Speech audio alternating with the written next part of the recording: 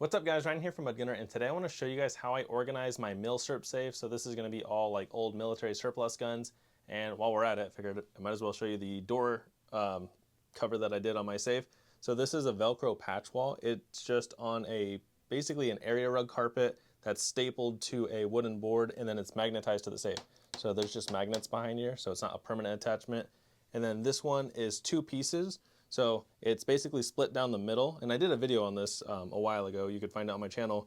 But yeah, it's two boards that are magnetized to the safe, and then I used Velcro patches, and I just kind of blended it all together. So I really like doing this. I have 3 of them now, and then I plan on doing 2 more here soon. So if you guys are looking how to do that, go check it out on the channel. The whole project is like 70 bucks, and it gives you enough material to do like 2 of these safes. And if you don't have patches, I mean, I kind of like collecting patches, so I chose to do this over stickers, but I think it came out great. Let me know what you guys think. But yeah, what I want to do is, well, I guess I need to do, I wanted to show you guys how I kind of organize my Milsurp safe specifically. This one's kind of annoying because of this area right here. I'll give you guys a close-up because it's kind of dark. I don't have interior lights on here.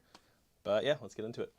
All right, so again, this is just going to be my military surplus guns, and I think I have it organized pretty well. When you have a bunch of guns, you have to really make it work in safes, and they're constantly evolving. But I think this is basically where I have this one maxed out, and this is empty right now because I have to put guns in here.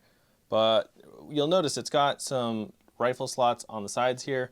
I don't mind those. It's still kind of a pain because, especially with bolt guns, you have to really pay attention to where the bolts are. I've even done it to where I take all the bolts out, but then it's annoying to have just a pile of bolts. So I do have all the bolts in these guns right now. You'll notice there's a lot of Mosins here, but then as we get in the back, I have various other like Mausers and stuff. I have an SKS back there, an Enfield with a copper wire wrapped around it for a grenade launcher, which is pretty cool. But yeah, I mean, I basically have every spot full, and I don't know how many long guns this safe is designed to hold. They say like 30 long guns, but realistically, it's so hard to get 30. Like, for example, you have 4 slots right here, right? And you would think, oh yeah, you could put 4 rifles here. That's not true, because by the time you have all the stocks up front, the stocks of these 4 rifles would be hitting right at the front of the door. So it doesn't work out. I don't know why they design them that way. To be honest, this is worthless. And then if you have to get a gun in the back, which is what I had to do yesterday, it's a pain in the butt because you have to shuffle them out very carefully so you don't ding them up. And then, yeah, it's just a nightmare, guys. I really don't like it. I think there needs to be way better interior safe organizers. There's this one cool one that I saw. It's a Pendleton safe that has a Lazy Susan in it, and then it just spins around in the safe. That's pretty cool. It's very expensive, but that is a cool concept. Is it the most practical for space and all that? I don't know. But then you just spin it to get to the gun you need, which is not bad. So if you have expensive guns, like if you think about it, like a safe like this, it's not too expensive. Like they start under $1,000, but then you can spend like tens of thousands of dollars on safes. But if you think about it, spending at least $1,000 to protect $5,000, $10,000, $20,000 worth of guns, it is definitely worth it to at least have a way to protect them from a variety of things. It could be theft, it could be fire, it could be moisture, especially with old wood guns like this. You'll notice I do have this silica gel thing in here. I got this a while ago from the shop I work at, but you'll notice it's dry right now because they're yellow, and then when they turn green, which I've seen this turn green, that means you need to reset it. And this one just plugs in. So you just pull that down and then you plug it into the wall for about 2 hours, and then they turn yellow again. So it heats them up, and I've literally seen the condensation in there. So having some type of safe dehumidifier is very important, especially with guns like this. I don't really have anything in my tactical gun safes at the moment. I want to get more of these ones because I like them a lot. You'll notice I also have this, but this one you have to bake. And you'll notice that one's actually green right now. So if green, reactivate 3 hours at 250 degrees. So it's kind of annoying. I need to do it, but the fact that this one is yellow, I don't mind. So this one, I would say I have to do it maybe twice a year living here in Arizona, but it also depends because this safe does not get opened very much since it's my Milsurp safe. So it's going to depend on the area you live in, how many times you open your safe, if you open it while it's raining outside, like all those come into play, which is crazy. But very low humidity here in Arizona for the most part. And then I always have the fan running in here. So yeah, I mean, less chance of humidity, but you'll notice, I mean, this is green. So yeah, just pay attention to that. You don't want to rust a very expensive Milsurp gun. It kind of sucks, but yeah, for the most part, these are all clean. They're not like pristine, like museum grade, but they're still pretty clean. But yeah, I really hate this divider right here because shimmying the guns in and out, it's kind of a pain. You have to watch the stocks, you have to watch the actions. Like this is an SKS right here, so like I don't want this metal to hit my M1 carbine right there. So it's just a combination of things. Even like over here, it's not too bad, like the way I have this set up, but I have them facing kind of the opposite way because the way they stand, it's just the way to keep all the bolts kind of in line. And again, you just have to play around with it, get creative, and I'm constantly rearranging safes. But you'll notice I really don't think I can squeeze any more right here, because let's see, we got 2, 4, 5, 6, 7, 8, 10, 12, 13 guns there, and there's really no more room in between. I mean, I could maybe squeeze one right there or right there, but then you'll notice the action. So it really is kind of like Tetris with guns. And then same thing with this. I can fill every spot from here back, but then this row of 4, I can only put one sideways here. And that's what I'm gonna do. I have to kind of shimmy these out, which is gonna be annoying, but I need to put some guns back there.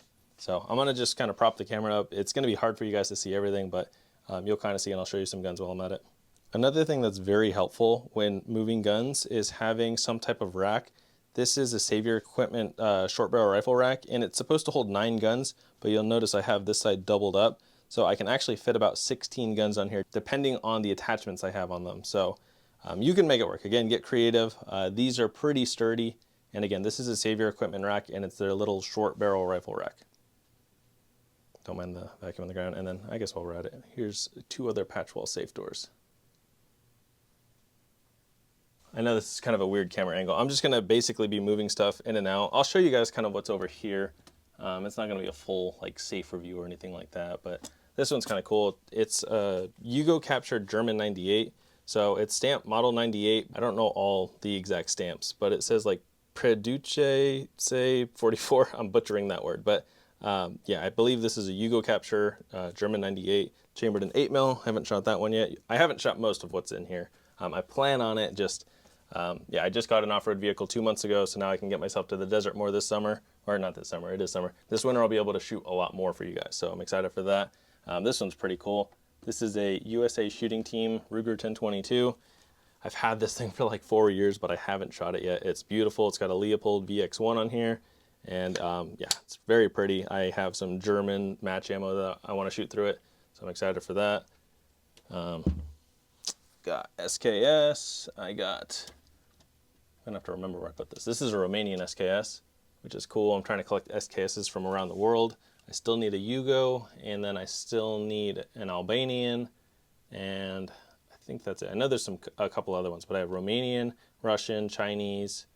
Those are the 3 I have. But yeah, that's a Romanian one. Got my Saginaw M1 carbine here. This one doesn't have the original wood, but it's got really clean wood, but it looks very modern. But shoots good, I like it. And then back there, let me lay this thing down. Then back here I have a Browning 92 chambered in 357 mag. Haven't shot this one yet either, but it's pretty, and I need to shoot it. But yeah, now I got to squeeze some guns back there. These are the shotguns that I showed you in yesterday's video. You guys didn't actually get to see this one in yesterday's video, but it's pretty cool. It's an Ithaca 37, and then on this side it says Deer Slayer, but then on this side it says DS Police Special. So as far as I know, this would be a police shotgun. It's got like a cool triangle fiber optic up there, but it's a slam fire shotgun. So what that means is it's also bottom eject, which is cool. So every time you pull the trigger, so you'll notice I'm gonna just keep my finger on the trigger, and if I pump it forward, it would have fired, and then you'll notice I don't have to press anything to pump it again because it's technically slam firing. So that's pretty cool. I want to shoot that, just haven't done it yet. But yeah, now this is where it gets weird, because you notice like it's a weird angle. I also have guns in the way, so I'm trying not to nick their stocks or anything. And then you have to turn it sideways and then set it back there, and then you have to watch all the wood on these.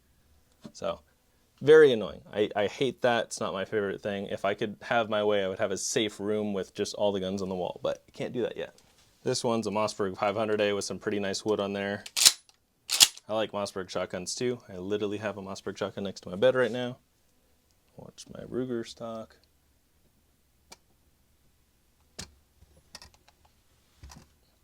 So now that like I have those two there, you can kind of fish another one back there. So I could put like that lever gun back on this side, but then you have to watch the wood back there.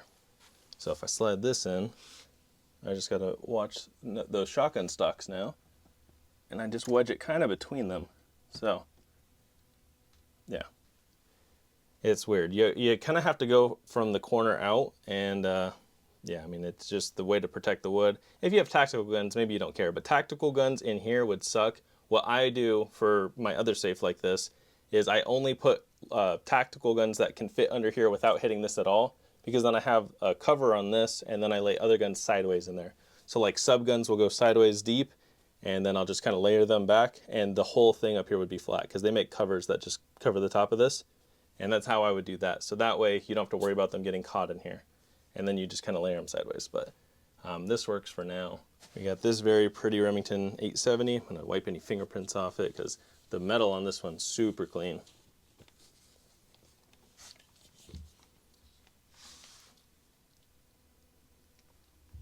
Sorry if you guys are just seeing like the back of my head or my shirt, but I mean, this is how awkward it is to stick these back here. So there's that. Can squeeze one more shotgun back there. This was the cool like custom finish one because I believe they reblued it and then parkerized the barrel. I'm not 100% sure, but this is like a mix match one, but it's beautiful.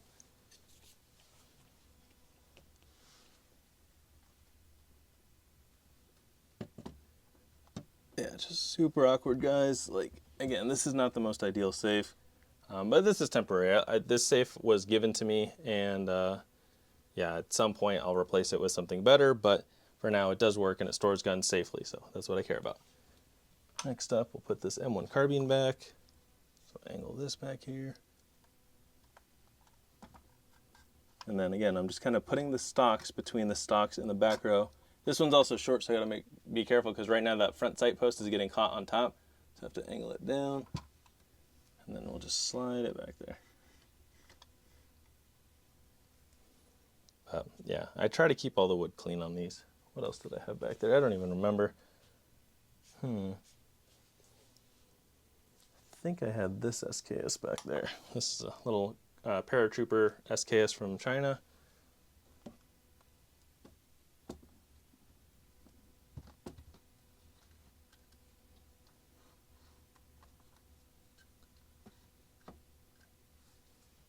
And then, trying to remember, what do I have to work with? I have a Mosin, I have another SKS, another SKS. Let me put the short one. This is another paratrooper SKS. This one's got the bayonet, which is cool. And yeah, I should do an SKS video. I haven't shot an SKS yet. I have a bunch of them, but I haven't shot them yet. Also going to shoot this winter. I know I say that with a lot of guns, guys, but again, I have not had an off-road vehicle till 2 months ago. And anytime I go shooting with my friends that take me out to the desert, we shoot tactical guns. So that is why a lot of my Milsurp stuff have not been shot. But I will shoot it for you guys this winter. So stay tuned. And if you guys like my channel, if you don't mind sharing it with a friend, and let's see if we can grow this channel to 100,000 subscribers by the end of the year, because we just hit 75,000, and I'm super happy about that. Thank you guys. And yeah, I'd like to keep growing the channel. I'd like to do this full time, which I already kind of am doing it full time. I post every single day, but yeah, the more the merrier. So tell a friend, and yeah, it'll help the channel grow. Here's the Ruger 1022.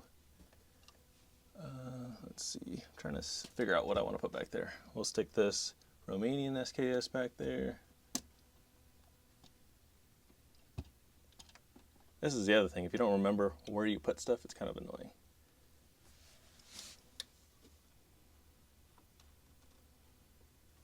And some of them, they just get caught just slightly, which is annoying on here too, but that looks okay.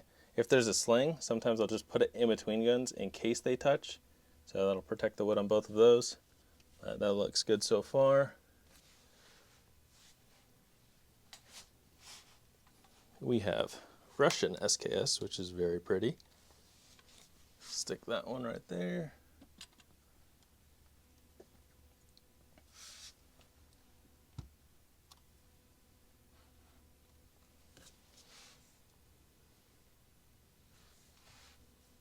And then we'll stick this Model 98 back there.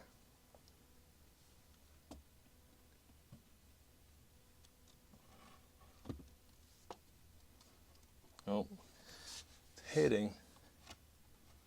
The bolt is hitting the wall. So you'll notice it's kind of bundling up right here. That's not great. I don't remember exactly where I had it. I could stick it between the SKSs maybe, because I have a couple other guns that I need to put in here.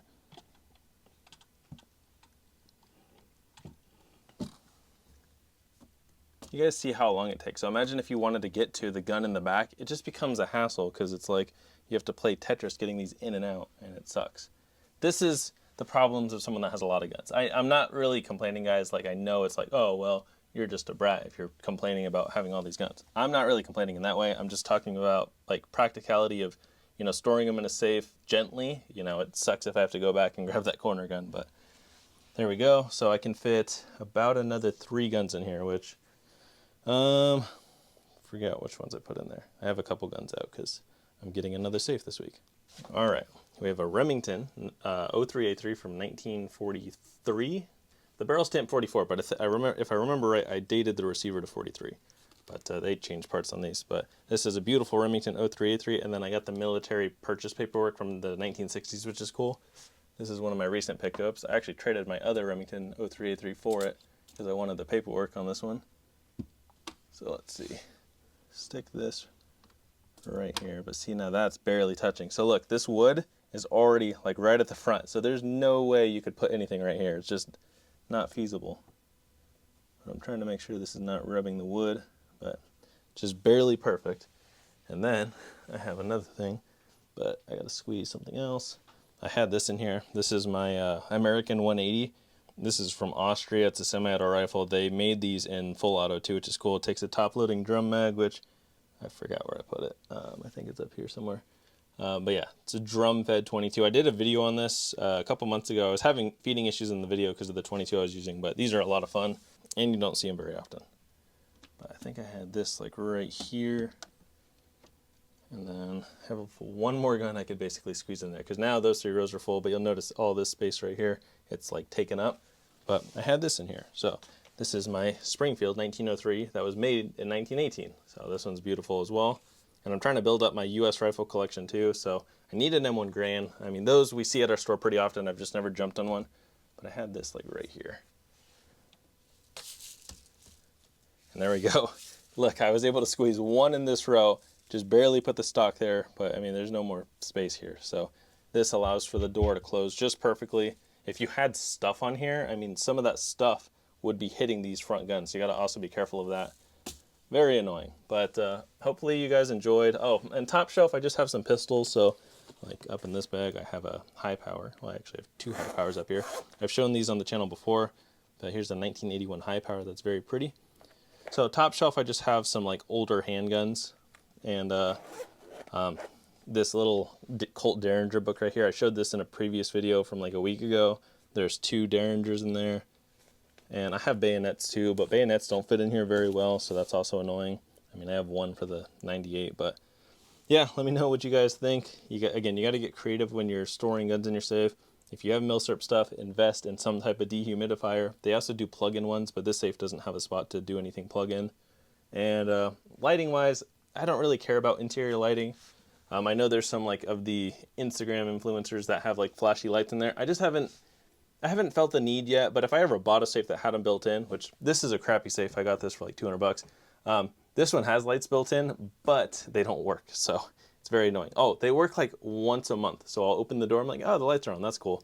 But other time, like 90% of the time when I open the door, they don't work. So yeah, bad experience with that one, but it's a cheap safe. I got this thing for like 200 bucks, and I just store a couple things in there. So yeah, let me know what you guys think. Hopefully you enjoyed it. I know a lot of you guys like tactical guns more, but Milsurp stuff is cool too, and this is kind of an investment for me because, yeah, this tends to go up more than the modern tactical stuff, but I like collecting a variety of both. So thank you guys for watching. I hope you enjoyed. Again, share my channel with someone if you don't mind. Let's get it up to 100K by the end of the year, and other than that, stay tuned for my next video.